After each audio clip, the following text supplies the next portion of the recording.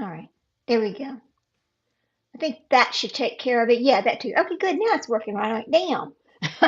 Anyway, so back to what I was talking about. We are talking about today what happens when you fall asleep and you're watching TV and we listen to true crime all the time because that's something we enjoy. What happens is you're kind of getting desensitized to true crime, crime itself, and what's going on around you. Because when it's in your face and you're hearing it all the time, it's in your ear, you're sleeping, and it's in your ear, it's in your ear. Well, guess what's happening? Hey there, Magic Star, good to see you. Girl, I had to fix my sound. All of a sudden, I didn't have sound again. I was like, geez, when is it going to stop doing that? Anyway, so we're listening to this all the time. And so pretty soon what happens is our brain is like, it's just another murder. Okay, somebody else got robbed, whatever. As long as it's not happening to me, what difference does it make?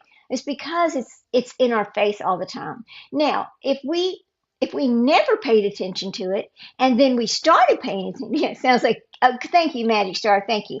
And then all of a sudden you start paying attention and you're like, oh my God, I didn't hear about that. Oh my gosh, what the hell? That kind of stuff starts happening. So I think it's pretty interesting what happens to our brains the more we listen to something, the more we hear it, the less that it matters. And that's kind of weird, right? I think that's kind of weird. But anyway, I'm gonna go here and pull up my I had a whole little thing that I wrote about this to talk about this morning, but then when my sound wasn't exactly right, I got all this. If things just don't go perfect, I get all sidetracked and I just can't do right. So let's see. This should be here from yesterday. Let's see. I hope it's still here. Nope, that's the one about him. Let's see. Hang on a second. I just put this in there yesterday. Oops, let me see. Okay. Well, ain't that some shit? I have to get off. Let me get it off my drive over here. I know it's on here. Anyways, this whole thing that I wrote about it, and after I did a little investigation and got to, just looking around to see everybody's consensus on what happens when you are constantly have this information coming into your face. Yeah, we would struggle to cope with everyday life if we absorbed yeah, I know we would, wouldn't we? So I guess maybe see, I guess that's the pro to being desensitized to it because we don't it's not the first thing in our mind every day. As soon as we see something like that happen, we're not just rethinking that the whole day. Because I know that happens to people, but I don't know. I just thought it was kind of interesting. Let me see if I can pull this back up. It, boy, oh boy, ah, was yesterday 6 p.m. What is this? Is this it? Come on, open up. Uh, Open up. It doesn't like me today. Files, my drive. Let's see. Okay. Okay, true crime. Let's see. What the hell? You know it's gonna give me shit today. You know it is. you know, I can't win. I just can't win over here. Okay, I think that's the wrong one. I need to go to another thing that's been going on. I don't know. Okay, so I did this. I did this live the other day on Sunday, and part of it's missing or whatever. So I was telling you yesterday I had done my copyright. I won both of my copyright disputes.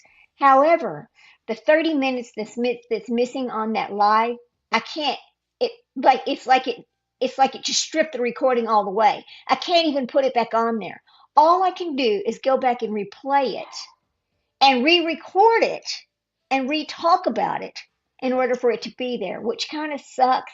However, I already have my copyright dispute letter from YouTube that I won that dispute. I don't think they will dispute it again, but it sure is irritating that I have to do that. So, I'm going to go over here while we talk and we'll pull this file back up because I know it's on here.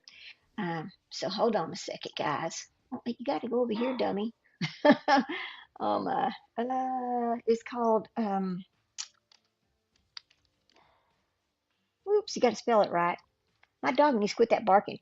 Okay, so finally, the ice in my driveway is melting. Finally, I can actually pull out of the driveway now.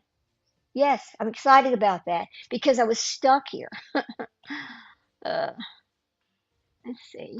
Oh, come on, go back over here. Oh, well, dumbass, you got to go to work. Okay, sorry, I didn't mean to cuss like that, but I got to go to my word perfect because that's where I save this whole big document. Yay, I know my husband's like, please leave the house today. I was like, I'm going to try to leave the house today. So, oh, come on now. Home. Let me find it. File. Mhm. This was yesterday. Opened. Okay. OneDrive. Trophy one. Let's see. Unbelievable. It should be right here. Hmm. Ain't that some crap right there? Home. All right. I know it's here because I put it there yesterday myself, but okay. Oops, it's over here. Oh, I think this is it. There it is. Okay, so now I have to find a way to make this small and bring it over here. Hang on a second. Let me bring this over here so I can, all right. So I can talk about this and do that. All right, now. Oh, I know what. I have to put it on the teleprompter. Hello, I forgot. Okay, here we go. Let's do this. I have to do part of it now and then part of it the second time. Okay. There's a little teleprompter here, which is kind of cool. You can just read from it, which is a new little thing they put on here, and I really do like this. Okay, copy. All right, I'll move this down here, and I'm going to get my little teleprompter and put it on there. Yay. Okay. Oh, it's part of this one. There's so many changes they made to this system that are good, and then some of them are not good. But, oh, notes. It goes over here, notes. Okay, here we go. Let me put this here. Paste. There it is. All right. So what I can do is now I can read this and talk to y'all at the same time. Okay. So can you add the comments too? No, it doesn't let you do that. All right. That's okay. We'll go back over here to the notes. All right. So okay, good. Right there. Got it. So, it's 10 p.m. You're all settled in for the night. You're just scrolling through for something to watch. You land on your familiar smiling victim, your familiar sites, your YouTube channels, or the stories that you like to watch. You press that play button and you're thinking, gosh, I can unwind now and go to sleep. But what if that nightly ritual is doing more than just helping you relax? What if it is teaching you to feel less? That's the conversation for today. Um, Let me see, teleprompter. Yeah. Okay, there. I think I can do this now and do this. Okay. Let's see. Does it play like that? Yeah, it does play like. Oh, it does play like that. Great. All right, now I can do comments at the same time. Yay. Okay. Oh, everything's big. That's too funny. So, what if that's happening? I just always wonder about that. Okay, let's be honest. We're just diving into the minds of murderers. Can we feel like the perfect popcorn worthy can we? We tell ourselves it's about understanding psychology or learning how to protect ourselves, but is it? Is it really? Many of us are just drawn to true crime for suspense, mystery, and the chance to uncover something, some kind of hidden truth.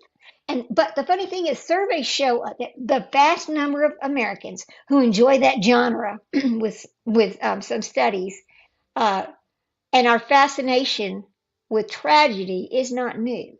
But the difference is how we consume it now, right? It's always been there, but we consume it differently. It's no longer just like a late night documentary or deep dive podcast. It's a 6 minute video, okay, on your phone while you're making coffee or you're trying to fall asleep. It's like or you're getting ready with it. Get ready, go somewhere. You're turning this on. I mean, you're putting on your makeup, you're taking your pills to go to sleep, whatever it is that you're doing, and you've got this little video or this, it's in your face, right? So, true crime has become like fast food. It's quick, it's easy, you can find it everywhere. It gives you a momentary hit. Like you go to it, okay, boom, I got that story, and then you move on to the next true crime story. It's just out there. But there's enormous quantities of this, but is it good? I don't know if it's good for you or not good for you. This content, so the content has always been there. It's just gotten it shorter, snappier, and it's way more addictive.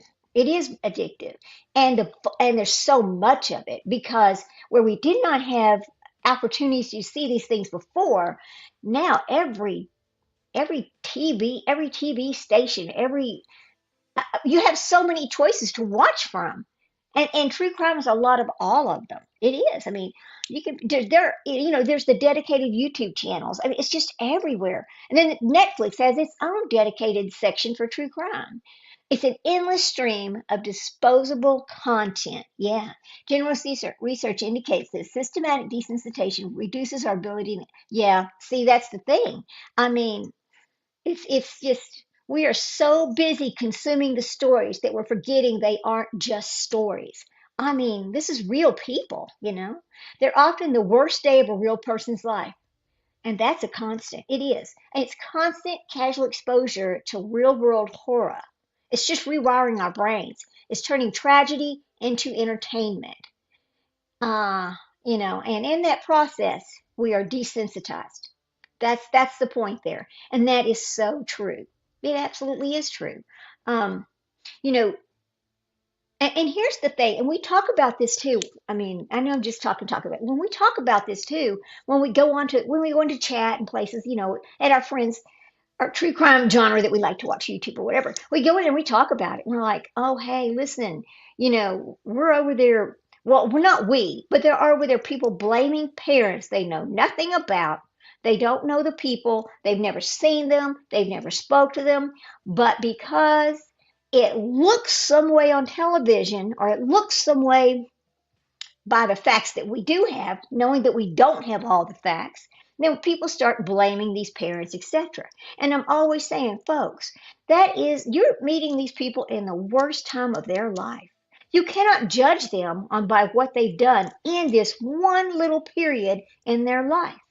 You just can't do that. But I mean, people do it every day. We see it happening every day, and it's just so sad. Sometimes we just have to take a step back and don't. I know, Magic Star, you know this. Sometimes we have to take a step back and don't even watch the people we usually watch because we need to, you know, get this out of our brain, quit thinking about it, and quit being consumed by it. Because no matter what we do or say about whatever this is, it's not going to change anything that's happened, and it's not going to change anything that's going to happen. Right? That's just the fact of the matter there. So that's kind of why I wanted to talk about this today. Was just the general um, what's happening to us. I mean, the victims become the prop, and that's a true statement right there. The first step in this numbing process is kind of a subtle thing. It's how we reframe a tragedy. Every story needs a hero, a villain, and a plot. In true crime, the killer often becomes the main character, with their motive and methods being talked about um, as center stage. We recognize their faces instantly. And here's an example: Ted Bundy, Jeffrey Dahmer. I mean, every time you see those images, in your collective consciousness knows exactly what they've done. You will never forget that. Their face is associated with that. But if you were shown photos of their victims, we would not even know who they are. Think about that. Well, I mean, some of them we might know if we really studied the case, but for the most part, when you see the victim's picture without the criminal's picture, you don't know who they are or what happened to them. So that's just a little thing to think about. It's like it's not an accident. It's just a side effect of storytelling. That's what I'm going to say about it. We always want to understand, why. We want to know how a person could do such a horrible thing. And that's what I've always said. The reason why I like to watch it is that I want to understand how a person can do such a horrible thing. But the thing is, I think we all want to know that. I'm not different. I'm just as interested as anybody else for the same reason, right? But we focus heavily on the killer, and then the victim gets reduced to a narrative or a device, the thing that kicks the story off. Their lives, their humanity, it's just flattened into a plot, and that's true. We've seen it over and over. One person admitted that after a while, true crime made real murders feel like a story that someone just made up, just blurring those lines between real horror and entertainment. And we see that all the time too. Look at these cases. Even these missing children cases. I'm gonna step out and say this. Even these missing children cases. There's situations where it's just become, well, look at Summer Wells. We know this, we know that, we know this, we hear all these different things going on, but and it just gets blurred. It becomes just, it's like Summer Wells is lost in her own missing child case. Sebastian, he's lost in his own missing child case. It's the same kind of a thing, except it's missing children. It's not deaths that we know of because we don't know. Um, it's just like relentless packaging of these stories just turn real victims into characters, and their suffering becomes just a spectacle, and that's what it is. It's just a spectacle. Look at the new TV show. Look at the new thing Netflix did on Wade Wilson. Okay, look at those victims, and then look what the story's about. The story's about him. Well, what about the victims? I really am upset that they made that docuseries because he is not important. He does not need to be talked about. He needs to be left alone in his cell to rot where he belongs, to suffer the punishment of what he did. A jury of his peers gave him his punishment, right? Well, no, he didn't go to trial, did he? He pled, no, he went to trial. Hang on. See how I'm getting them all confused? There's so many different cases that we watched. I mean, it's just so much. I don't know if I want to watch the. Yeah, don't watch. I'll tell you, I watched the Wade Wilson thing and then I regretted it because it is not. It is not a Wade Wilson Pro document series. It's not Wade Wilson Pro, but it's really not telling anything different than we didn't already know. So it's sort of like they took this. They took this, and the Wade wives that did come in there and talk were not even honest. You can go back and compare what they said on this docuseries back to what they said on some of these YouTube lives or from jail calls, etc. They're not even telling the truth.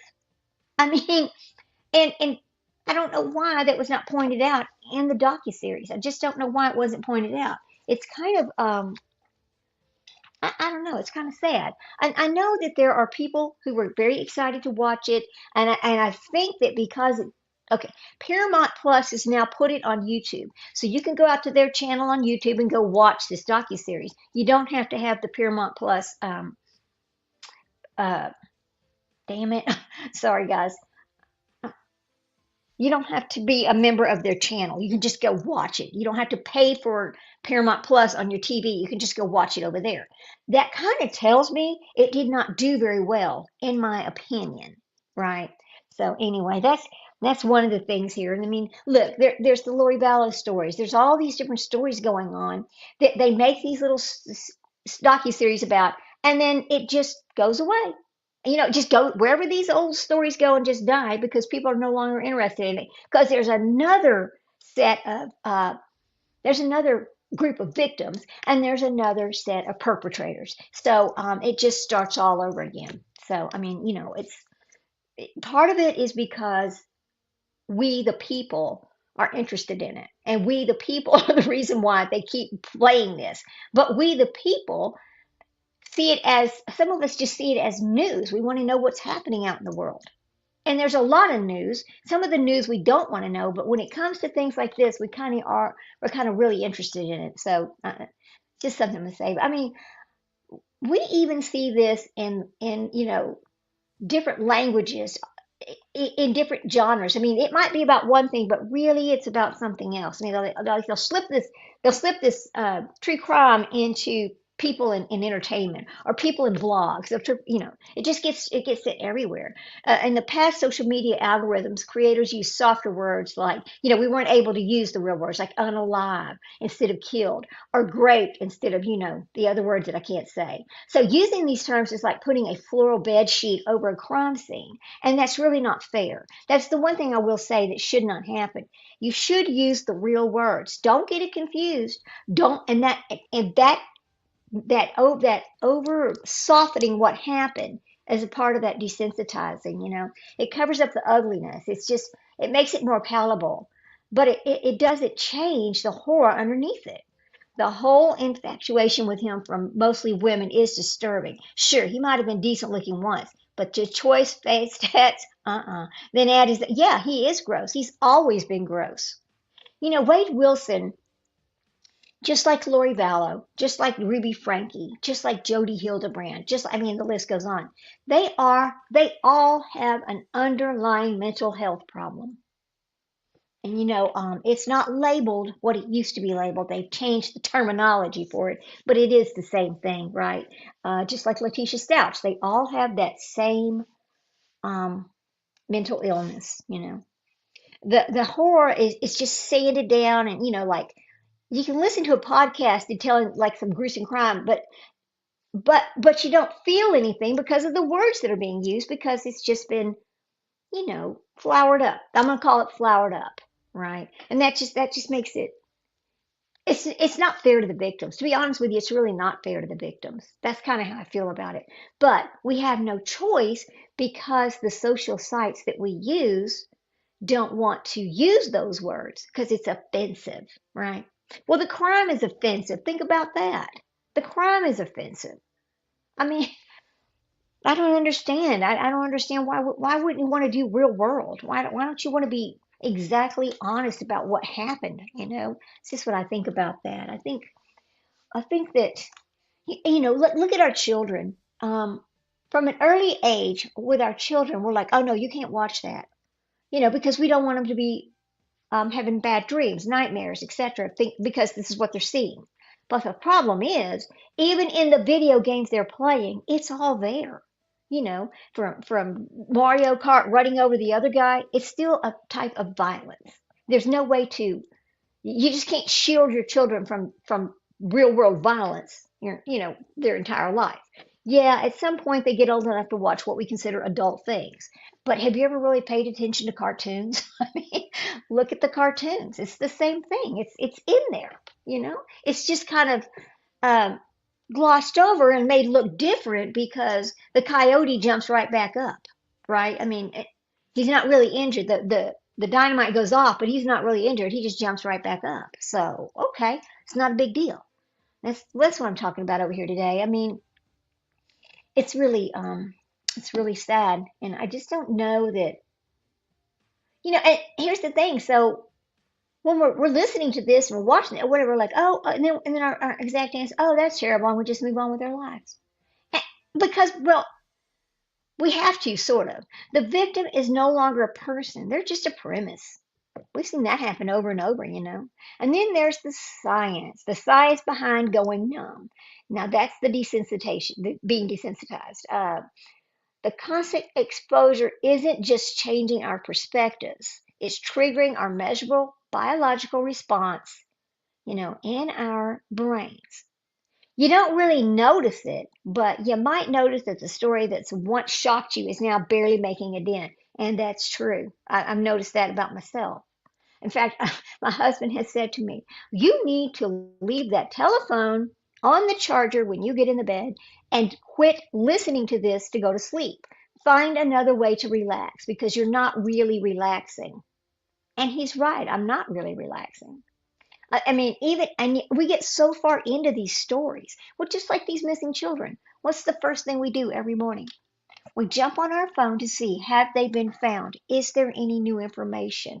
We go to the RCMP and we say, is there anything about Jack and Lily different? We go to the Tennessee TBI. We go to some, I mean, we look at the actual news source to see if anything has changed about that case. We're not going to YouTube to do it. We're going to the actual source to get real information, right?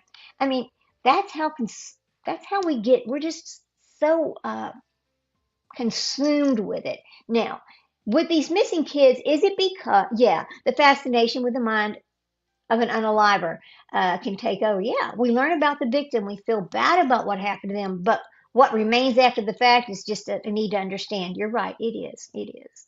Um, it's hard to understand how an everyday person all of a sudden is able to unalive their own children. Look at Lori Vallow for a moment. She seemed like an everyday person. I mean, there was all kinds of red flags, but nobody really noticed them. That it's like they were out there, but just kind of ignored, right? Um, until it was too late.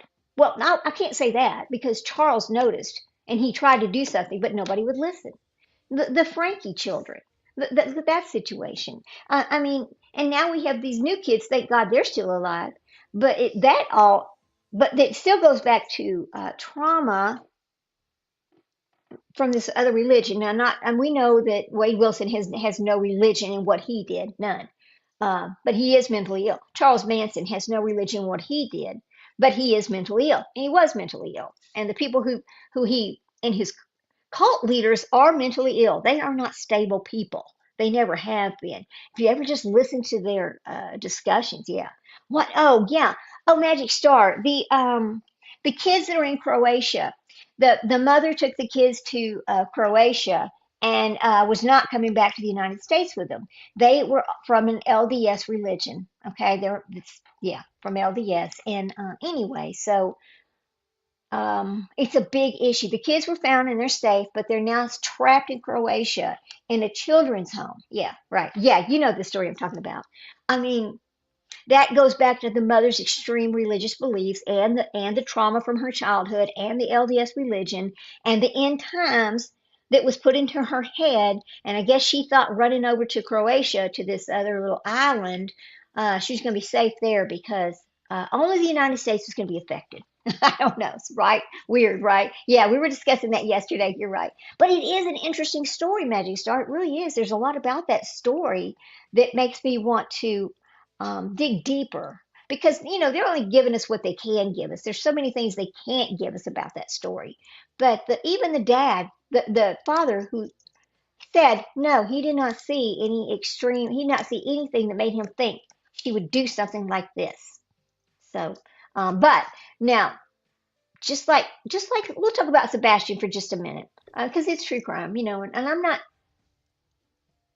Let me say this. If I was monetized, it would be turned off because I'm not going to sit over here and and take money when I'm talking about these children. In fact, hang on a second. Let me fix something. Let me fix this right here. I'm gonna take that off. All right, there you go. I'm not. I'm never going to do that. I just feel strong in my heart that I can't do that. But even in little Sebastian's case, um, he, I mean, whatever happened to him could have been that he was on TikTok or whatever or whatever, and somebody talked him into going out the door because I know we don't have any proof of anything. Or let me say this: we have not seen proof of anything, but I'm sure LE has proof of something. It's not just a dead case, right? Um, and I understand wanting to keep their name out there. I do. I've talked about this many times. Yeah, keep their name out there, but please don't put misinformation out there. Please don't take the word of the neighbor who says, "Oh, well, this neighbor told me that, and so here's this from that, and oh, they recreated this and they recreated it." That's not. If that was all real information, trust me, LE, TBI, somebody would be stepping in to do something about it, right? Unless they already know and need one more piece of evidence. But I'm not going to talk about him like that because I don't want to upset anybody. It's so painful to these parents when you put information out that makes it think that they're not coming home. So I'm going to leave it at that. But anyway, so I mean, it's all these true crime things. It's all kind of the same. I mean, y- y- it's like there's this you're not even shocked anymore. Yeah, the psychology of these parents who freak out on their kids because of their religious beliefs needs to be studied. It has, yeah, I think you're right about that, Magic Star. Nobody has studied that I know of. I really wish we could find something on that. I mean, the constant exposure isn't just changing our perspectives; it's triggering this response that we might have. Um, that feeling or the lack of this feeling, it's like emotional blunting, right? It's a key part of the psychological process. It's called desensitization. I can't even say the word now. Being desensitized. Think of your emotional response like, a smoke alarm. But our smoke alarms aren't going off. The batteries aren't strong enough to go off anymore because we've seen so much. At first, it's like this horrific story. But now, all of a sudden, let's say that there's another Ruby Frankie and Jody Hildebrandt story out there of more children in that situation. Because we've seen that one, we'll be like, oh, that again? Okay, well, that explains it, LDS, blah, blah, blah. And see how horrible? That's not fair, is it? I really shouldn't be saying that because that's like saying, "Oh, you're blaming religion." No, I'm not blaming religion. I'm blaming extreme beliefs preached or taught within a religion that have went too far. That's what I'm going to say. But if you keep doing the same thing and it's actually the same result. I mean, you just don't care, you just don't pay attention to it anymore. You're just bombarded with it. Yeah, the smoke alarm just keeps beeping, but you even be yeah, you ignore it. Right, you just ignore it. It's like, oh well, God, did you hear that? No, I don't hear that anymore.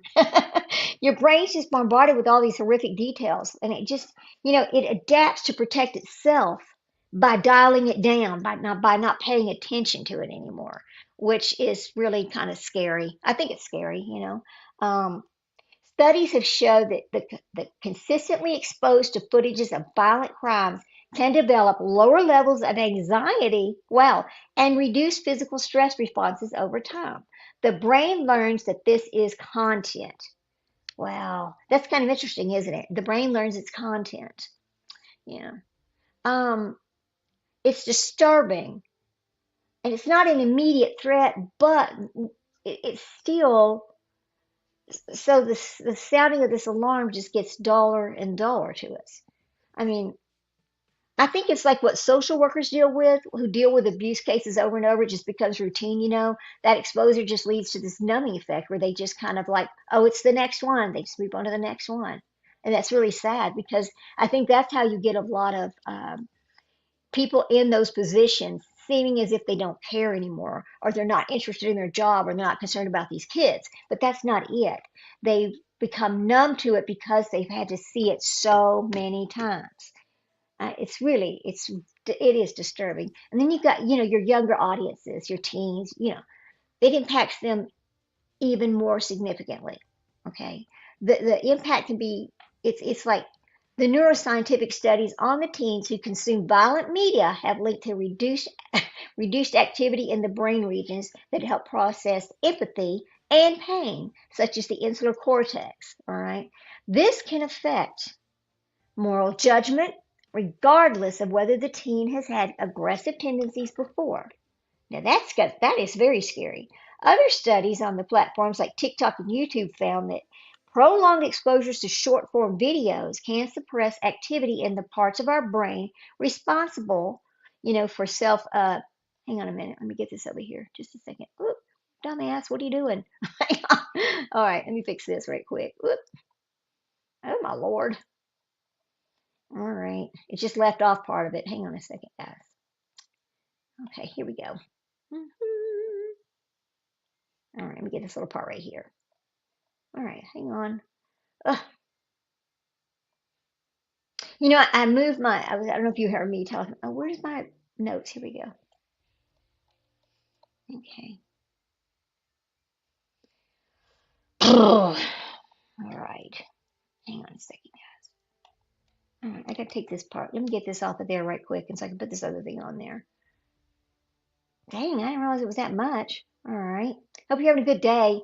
It's finally warmed up. I'm going to be able to leave the house today. I'm so excited. I'm going to go to the store. I've been trapped at this house since Friday. And Friday, we went to our little dinner that we do on Fridays, and then after that, I've been stuck at this house because of the ice. Because like this shaded driveway, I told my husband, I said, we're going to have to do something because every time it ices, we get stuck here like this. How's this going to? It's not okay. We got to do something about it. He goes, what do you want me to do? And I said, oh, I don't know. Find some way to I don't know, get a big thing of antifreeze or something we can pour on there. And he goes, antifreeze? Don't you realize if an animal gets a hold of that, it's going to kill them? I'm like, oh yeah, you know what? You're right. It sure is. I know, right? Anyway, I need to quit. I know that sounds mean, but we just can't keep having the ice. We've got to. We just can't live. I told him, I said, we can never move up north because this right here is the reason why. The cold is just killing us over here. Anyway, yeah. Let me paste this right here. Okay, so go back to where I was. It leads to poor self-control. It Let me get that off of there. It leads to and people that pay attention. Like suppose you're just driving a car, only slamming on the gas pedal. It's just like this raw motion without ever using the brakes. Their brain does not use control anymore. It's much like creating attention deficit in a child because everything they saw was in a short snippet of something, right? Yeah.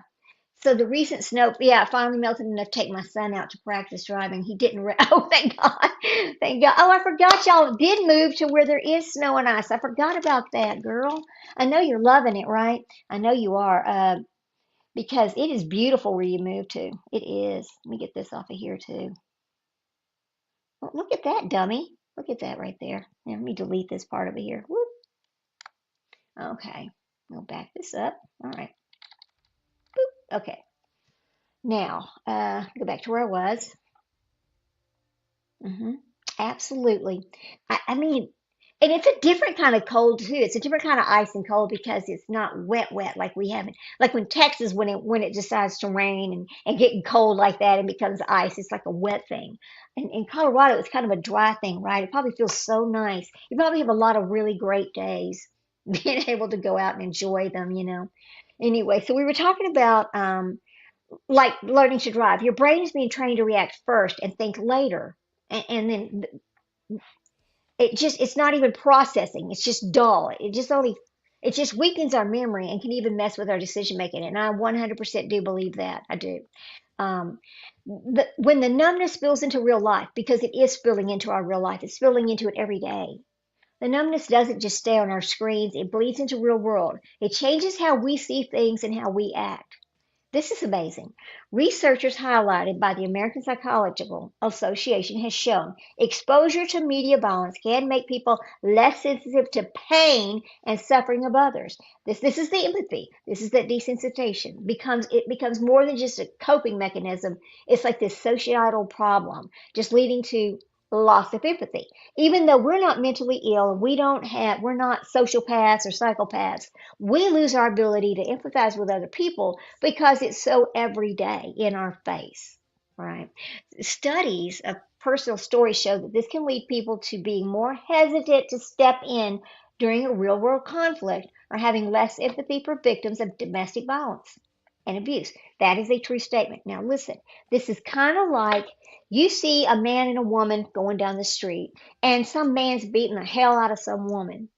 Your man says, "Oh, let me go help him." And you're like, "Oh, hell no, stay out of it because you know it ain't going to do no good. She's just going to go home with him anyway." We are trained like that because we see this over and over and over in social media and television. And so this is our, and it's so wrong. Now, should somebody step in and help? Absolutely. Is it dangerous? Absolutely. But the question you have to ask yourself is stepping in to help this other person worth losing your own life? Okay, that is the question. I'm not going to answer the question. That's for everybody to make the decision on themselves. Okay, because you've seen that happen too. All right, it's weird. It's dangerous. It's like uh, it's like a person who only eats one kind of pepper. Okay, so the most extreme forms of violence have become your nightly entertainment. That's the scale. I mean, it gets skewed. The tragedies of every day may not even register the same. They don't. They don't have the same emotional weight because we see it all the time. I need to quit watching, to be honest with you. For some, this leads to intense anxiety and paranoia, while others, it leads to apathy. See, it does create paranoia in us because we see it. What's the first thing we think? Oh, Jesus, that could have been me. That could have been me, right? So, I mean, that's another thing to think about. We see this apathy in the most disturbing corners of fan culture, and it is fan culture. When graphic evidence like Jeffrey Dahmer's Polaroids or autopsy photos gets leaked out, some viewers share them casually. The tragedies turn into a meme, a piece of shocking content to be passed around, while the victim's family is forced to see the worst moments of their loved one's life shared forever. That is a big problem. Big problem. Now, we know that people are doing FOIAs and they're getting all these things, and there are responsible creators who will not put that out there. They'll say, "No, not that one. I'm not putting that out there," right? Um, why is this over here like this? Okay, yeah, yeah. Everyone told me how dangerous that was, but it was an automatic decision for me, right? To step in. Yeah, it is dangerous, but yeah, I can see it. We're actually built that way. We're actually built to protect. That's just something within us. But we lose that from watching all this, from this being in our face every day, right? Some people, Here's a good example of this. I know a couple, and we talked about this one day, and the man says, I'm not stepping in. My husband says, why not? He goes, because my life is more valuable to me and my family, and I'm not going to take the risk of my life being taken by somebody else because I stepped into a domestic violence situation between two people who, in the end, will end up going home together, and they don't care what happened to you. Okay, so we're listening to this conversation, and I'm in the background going, damn, what happened to you people, right? It's the same kind of a thing, Magic Star, it is. I mean, because we know that these people need help. We it's in our nature to step in and help them. But then when you do, just like you, they refuse your help, and it just makes it worse, right? I mean, I know when I was helping with with the shelter over in Georgetown, Texas. One of the things I learned was that I think it was like 85% of the women end up dead from that partner before they receive the help they need because they keep going back. They hear the promises and they keep going back. hmm that's the and a lot of times that comes from, well, I can't take care of my kids. I don't have an education. I need financial help. I need his money. I need his financial help to help me take care of these kids. If I'm not living with him, I'm not going to get his financial help because they're not. And this is true. We know it happens. And I'm not saying anything bad. And we do know that there was a period of time when women in education, I mean, you all know I'm 65. I've talked about that all the time. But even in my time, back when I was younger, education for women was just starting to be very important.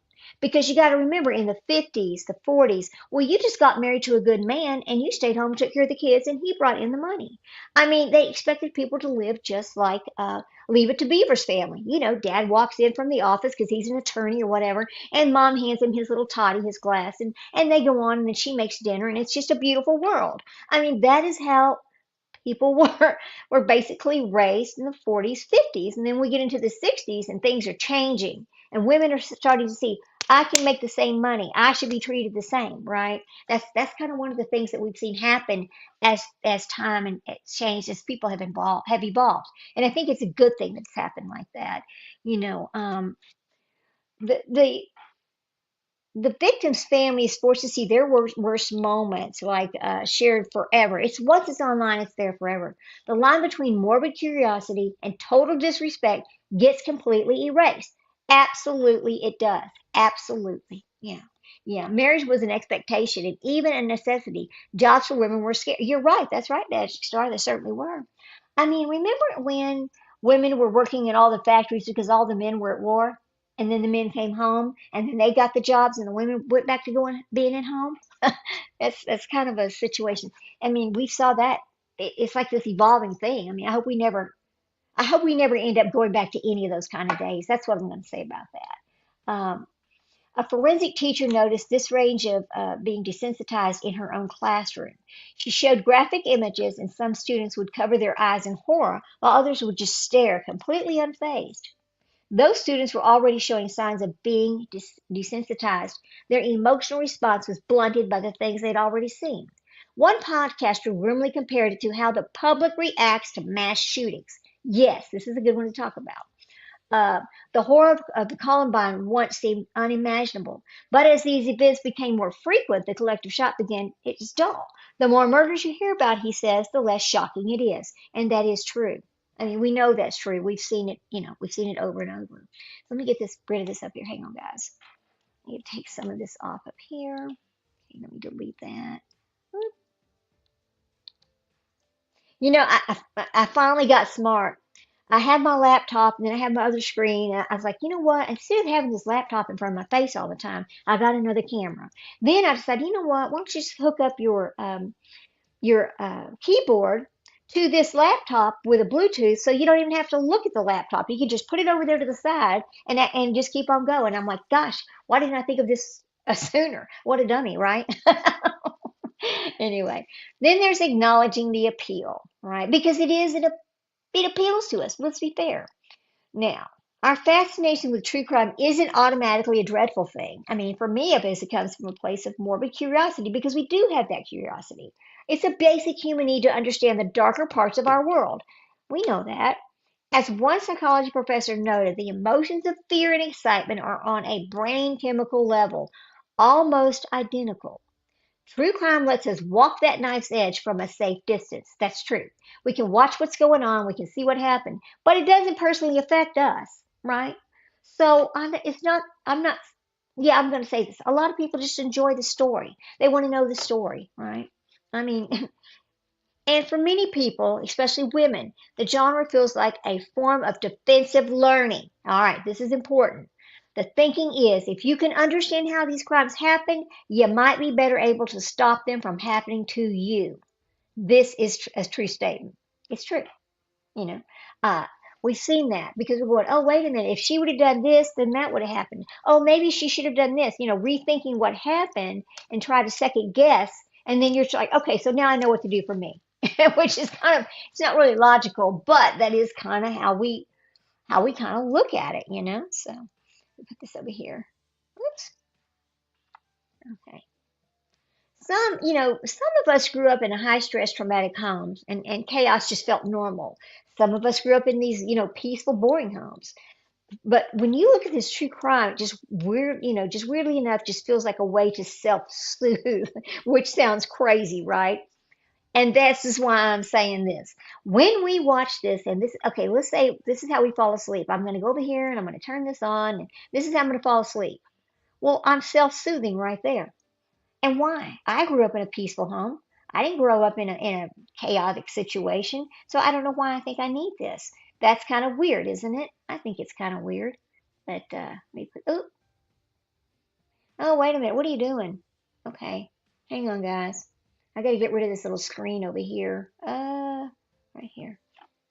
Why is it not big? Here we go. Let me fix this. All right. I almost lost my place. I'm like, no, don't lose your place. All right. Anyway, let me put this over here. So, um, all this back with here. 1 minute. Backspace. There you go. So I don't think the problem is actually the curiosity itself. It's the volume and how passive we are about it, how we consume it. So I mean, passively bringing true crime is like sitting on a tour bus. Yeah, we are like being on the tour bus because we're watching it. We're sitting there all day and we're watching this and we're flipping through all of it and we're trying to see every person's perspective. That is why we go from channel to channel. Even we might know the story already, but let's go see what, if it's Clutch Them Pearls or if it's Lady Frida or whoever it is that we're watching, let's go see what their perspective is today. Let's go see if they've found something different that somebody else hasn't found. With that, it is like being on the bus just going by and looking at all the things as we go by during the day. So, and I'm not saying it's a bad thing, but that's just kind of how our brain that's just kind of how it works. I mean, that's how we think. We think that we've caught up with everything because we've seen the little snippets from everybody's live, or we've seen the little parts of even the commercials for whatever true crime is going to come on to regular television. Oh yeah, well, so they show you the trailer. Well, okay, yeah, I saw that. I'm good, right? So you don't really sit down and watch the whole thing because you got the little snippets you already know.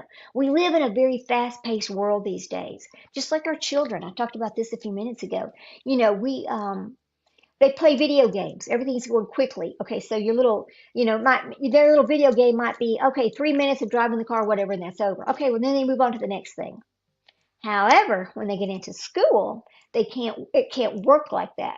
Because when you're having to read a book, you got to read the whole book for your class project. You got to do the whole chemistry uh, paper for whatever it is. You can't just do little snippets. You got to do the whole thing. So the children are sitting there going, God, this is taking too long. I'm bored with it. I don't want to do it anymore. And that's especially hard for children that are attention deficit hyperactivities, and some children with you know, um, special needs. It's very hard for them to do things that take more than just a few minutes. We just live in a world where everything's just short term, short this, short that. Anyway, um, I don't know. Actively studying cases is like getting off the bus and walking on the streets. So we start really paying attention to them and digging, doing the deep dives. Okay, we've gotten off the bus. We're going to do the deep dive now. And here's the thing, the algorithm feeds us an endless stream of content that requires almost no psychological effort to watch. That's right, because it's very fast paced and quick. This high intensity instant reward system works like other addictions, just prioritizing these short term hits over long term consequences. This is very true. I mean, I'm guilty of the same thing. The good news is this isn't a permanent, it's not permanent. We can reverse these things. Like a high school student went through a phase of obsessively watching true crime on YouTube, said she became completely unflinching.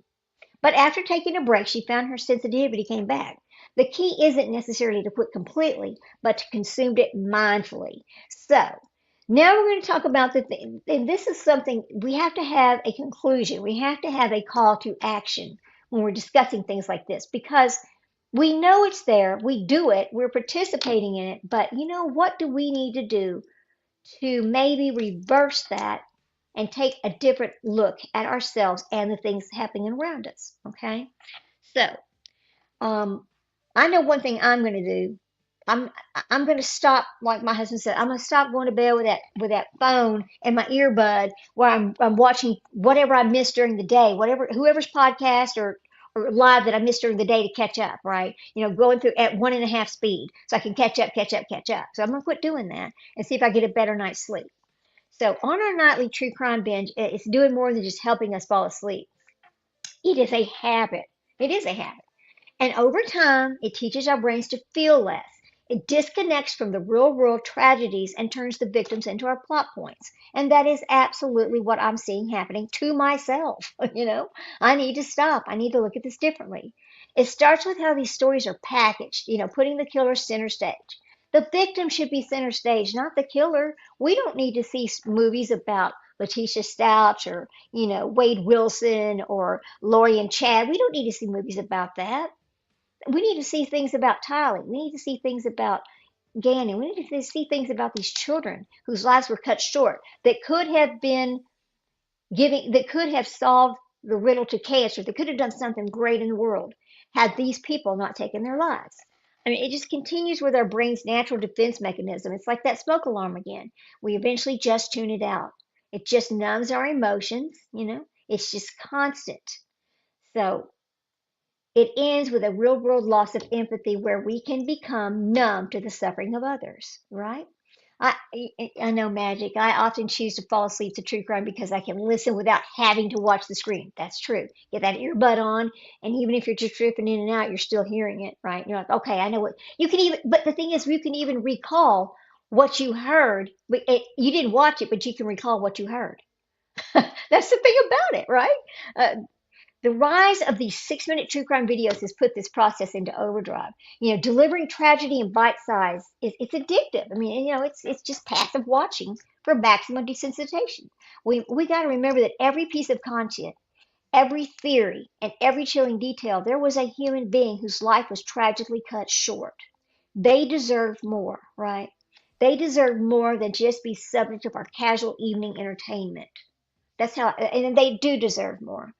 So what I'm going to say in my little call to action, because I mean, if you're going to discuss it, you got to have a resolve. Okay, the first step is just recognizing what this content is and what it might be doing to us.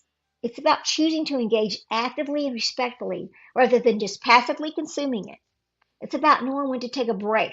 When you feel that numbness setting in, walk away, stop, don't look at it. Don't turn it back on. You might want to say to your favorite creators, even the people that you mod for, that cover true crime, might want to say, hey, send a quick little text, hey, listen, I got to take a step back.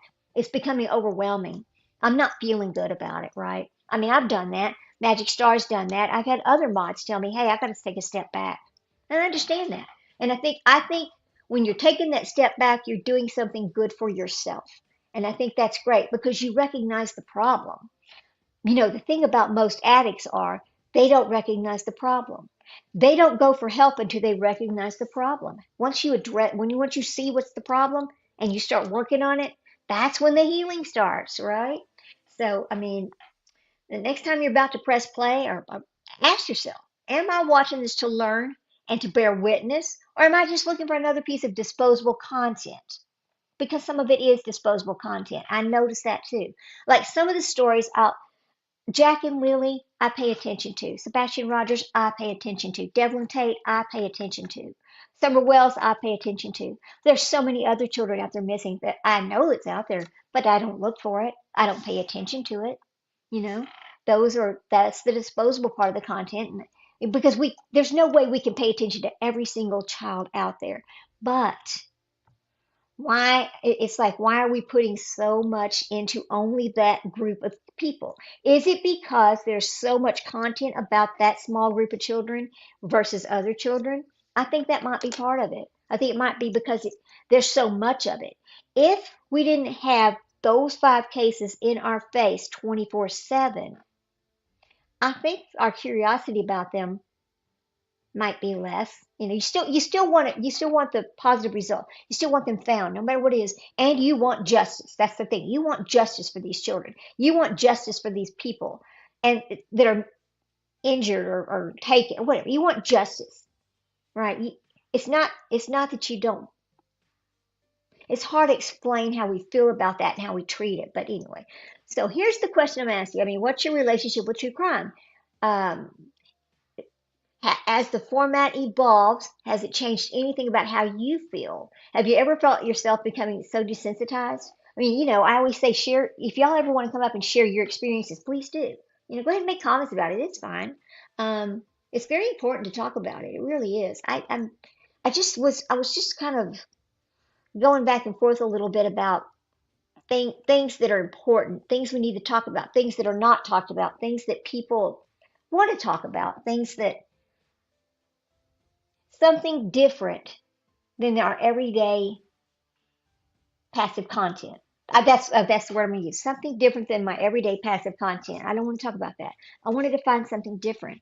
I want to talk about things that maybe we're not looking at, which is our brain and how things like this affect us. So, I mean, as much as I love uh, the people that I mod for and the people that are covering these things that I'm concerned about, I myself need to talk about something else, right? I mean, I find myself sometimes listening to these and going, oh gosh, guys, somebody else said that. I mean, this is passive right here. Oh, somebody else, oh, I watched so and so talk about that earlier. I just get past it instead of actually listening. When really that creator could have given me something that maybe the other one did not.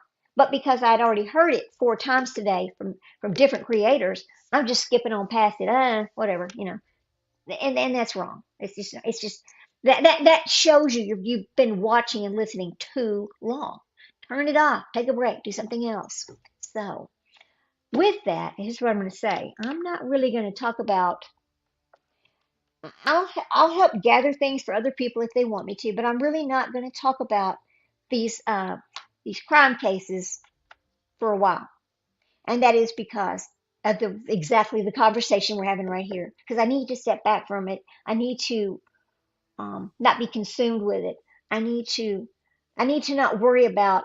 I need to quit being upset that Wade Wilson got a docuseries because that did make me upset, right? I got to quit. I just got to quit. Anyway, we'll talk about other things. Like this morning, I did a little short video about skincare from the fridge. We'll talk about that for a second.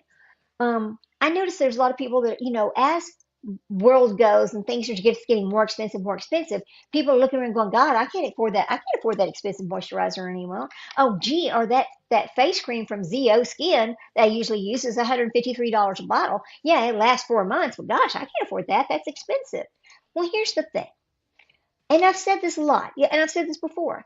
You have things in your home that are very inexpensive that we use every day that can have multiple uses, and that is your baking soda. So I did a little thing about that this morning. It's just skincare from the fridge. I'm going to start talking about some of those kind of things. We're just going to change a little bit. We're just going to talk about things that are different. We're going to talk about alien abductions and things like that. But anyway, that's all I wanted to talk about this morning. You all have a wonderful day. I always say listen whenever you can, stop by whenever you can. Not a big deal. I always enjoy seeing people come into replay. I like the replay crew. Come on in. Leave your comments. Enjoy the content. If you want to talk about something else, let me know.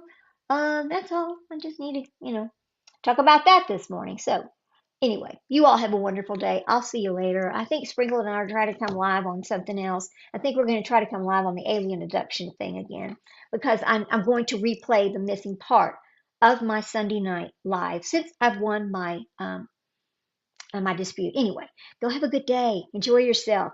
Make the most of today. Anyway, bye guys.